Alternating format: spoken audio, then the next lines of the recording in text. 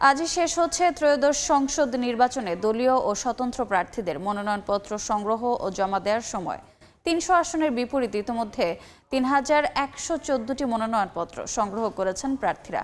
সকাল ৯টা থেকে বিকাল ৫টা পর্যন্ত রিটার্নিং কর্মকর্তা ও সহকারী রিটার্নিং কর্মকর্তার কাছে মনোনয়নপত্র জমা দিতে পারবেন প্রার্থীরা। মনোনয়নপত্র জমা দিতে কোনোভাবে ৫ জনের বেশি ব্যক্তি উপস্থিত হলে কিংবা মিছিল ও শোডাউন করলে আচরণবিধি ভঙ্গ হবে বলে সতর্ক করেছে ইসি।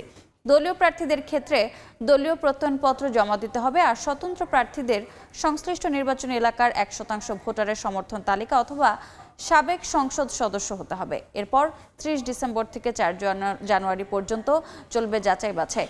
২১ তারিখ প্রতীক বরাদ্দের পরই প্রার্থীরা প্রচারণা চালাতে পারবেন। প্রচারণা চলবে ১০ ফেব্রুয়ারি পর্যন্ত, আর ভোট হবে ১২ ফেব্রুয়ারি।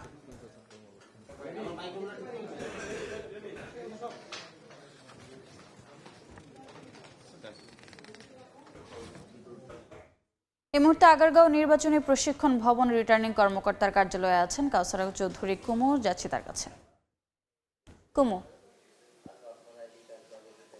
আমি এই মুহূর্তে আছি ঢাকা ১৩ এবং ১৫ আসনের যে রিটার্নিং অফিসারের কার্যালয়, নির্বাচন প্রশিক্ষণ ভবন, সেই কার্যালয়ে উপস্থিত রয়েছে। যদিও সকাল ৯টা থেকেই মনোনয়নপত্র সংগ্রহ এবং জমা দেওয়ার জন্য প্রস্তুত রয়েছে রিটার্নিং অফিসারের কার্যালয়, তবে এখন পর্যন্ত সেরকম কোনো প্রার্থী বা কোনো প্রার্থীর পক্ষে কাউকে এসে মনোনয়নপত্রটি জমা দেওয়া বা সংগ্রহের জন্য আমরা দেখতে পাইনি। তবে তারা প্রস্তুত রয়েছে, যেহেতু বিকেল ৫টা পর্যন্ত এটি চলবে এবং আজকেই কিন্তু শেষ হয়ে যাবে মনোনয়নপত্র জমা দেওয়ার শেষ সময়। কারণ আজকের পর আর মনোনয়নপত্র কেউ নিতেও পারবে না এবং জমা দিতে পারবে না, এবং আগামীকাল থেকে যাচাই বাছাইয়ের কাজটি চলবে এবং সেটি ৪ তারিখ পর্যন্ত চলবে। কারণ নির্বাচন কমিশন কিন্তু ইতিমধ্যে কিছু যে মনোনয়নপত্র জমা দিতে আসার মধ্যেও কিছু কন্ডিশন থাকে, কারণ এখানে যখন কোনো প্রার্থী বা তার পক্ষে কোনো কেউ মনোনয়নপত্র জমা দিতে আসবেন, সেক্ষেত্রে ৫ জনের বেশি মানুষ আসতে পারবেন না। যদি ৫ জনের বেশি আসে সেক্ষেত্রে কিন্তু আচরণবিধি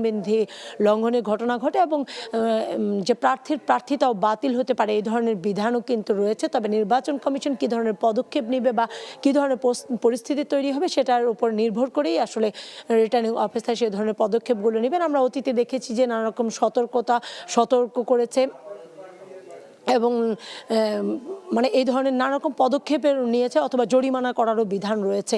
তো আমরা যেহেতু রিটার্নিং অফিসারের কার্যালয়ে প্রস্তুত রয়েছেন এবং বিকাল ৫টা পর্যন্ত নেবেন, তারপরেই হচ্ছে যাচাই বাছাইয়ের পরেই কিন্তু চলবে প্রার্থী তার যে প্রত্যাহারের বিষয় চলে এবং শুনানি চলে।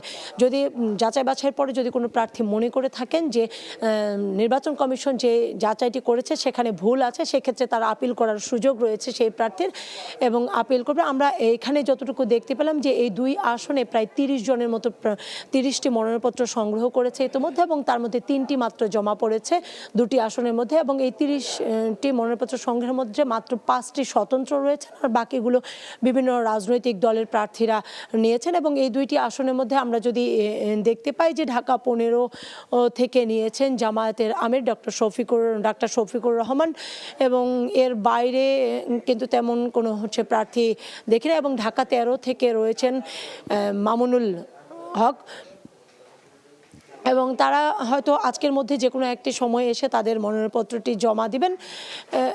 যাচাই বাছাই প্রত্যাহার এসবের পরেই কিন্তু যখন প্রতীক বরাদ্দ হবে ২১শে ডিসেম্বর, এবং প্রতীক বরাদ্দের সাথে সাথেই প্রার্থীরা তাদের প্রচারণা চালাতে পারবেন। এবং এবার প্রচারণার প্রায় সুযোগ দেওয়া হয়েছে, 18 দিনের মতো প্রার্থীরা প্রচারণা করতে পারবেন, এবং তারপরেই কিন্তু 48 ঘন্টা আগে, ভোটের 48 ঘন্টা আগে প্রার্থীদের প্রচারণা বন্ধ করতে হবে, এবং 12 তারিখে হয়তো তফসিল ঘোষণা অনুযায়ী 12 তারিখে ভোট অনুষ্ঠিত হবে। আসলে এই ছিল আগারগাঁ থেকে আমার কাছে সবশেষ তথ্য। সরাসরি যুক্ত ছিলাম আগারগাঁওয়ে।